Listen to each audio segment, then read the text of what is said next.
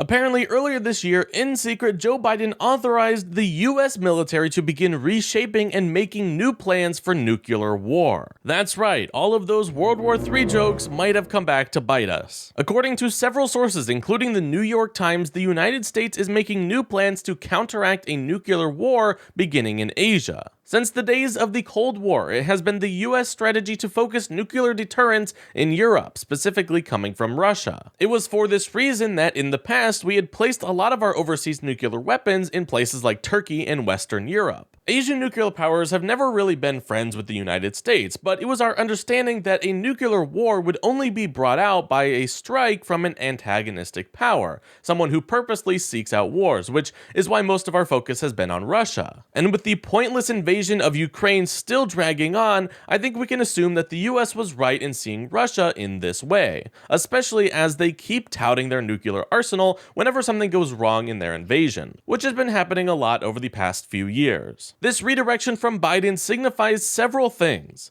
Most notably, the United States now sees China taking on some of the foreign policy attitudes from Russia. For decades, China has not forcefully used its military outside of its own borders, and until recently it didn't even have any foreign bases, being totally confined to mainland China. But now we can only assume that the United States expects China to begin pushing for more authority, influence, and control outside of China proper. As a part of this breaking story, many sources have looked to reports stemming from last fall that indicated China had begun stockpiling and building a lot of nuclear weapons. Currently, they are estimated to have around a quarter of the US and Russian arsenals. Reports from 2023, however, predict at their current believed rate of production, by 2030 they could have nearly 2/3 of what the US and Russia have. And by the 2030s to 2040s, they could even have stocked more. We do not have, and likely never will, the exact details of how the United States could try to counteract a potential nuclear war with Asia. Some predictions put forth an expansion